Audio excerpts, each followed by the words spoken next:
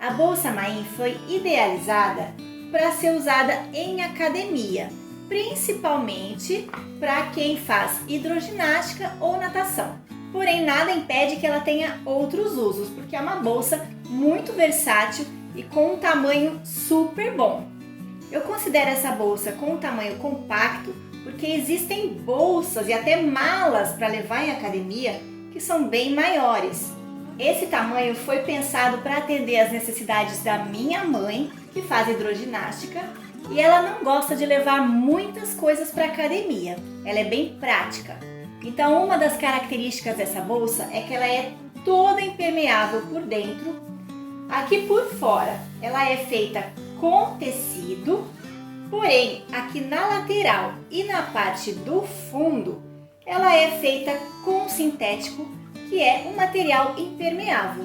Como ela é toda pensada para uso em áreas molhadas, aqui embaixo ela tem os pezinhos plásticos e em toda a peça nós evitamos o uso de ferragens exatamente por conta de molhar.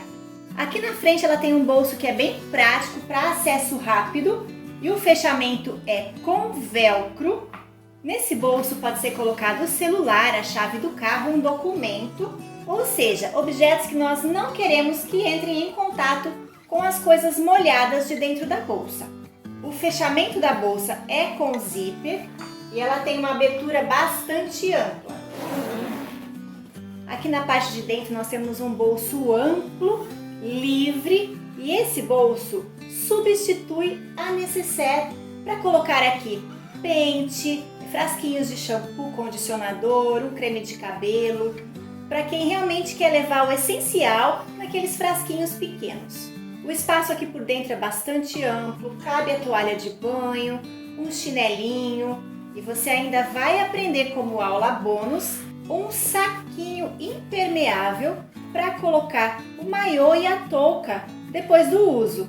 Esse saquinho abre quase que totalmente, ele é feito com um material totalmente impermeável, então colocando aqui o maiô e a touca úmidos, não tem problema de molhar o que tem dentro da bolsa. Nesse saquinho nós temos ainda essas alcinhas para pendurar dentro da bolsa. Então aqui na parte de dentro da bolsa nós temos uma tira, uma alcinha para poder pendurar esse saquinho. É só colocar o saquinho dentro da bolsa, acomodá-lo na posição que você deseja e pelas alcinhas você vai pendurar na alça que está dentro da bolsa. Eu fiz aqui com o botão de pressão, mas também dou outras possibilidades para você.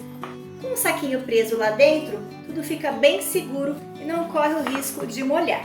Como esta bolsa é uma versão compacta e eu sei que tem pessoas que preferem levar mais coisas para a academia, então nessa aula você vai ter também como bônus um molde extra de um tamanho maior dessa bolsa.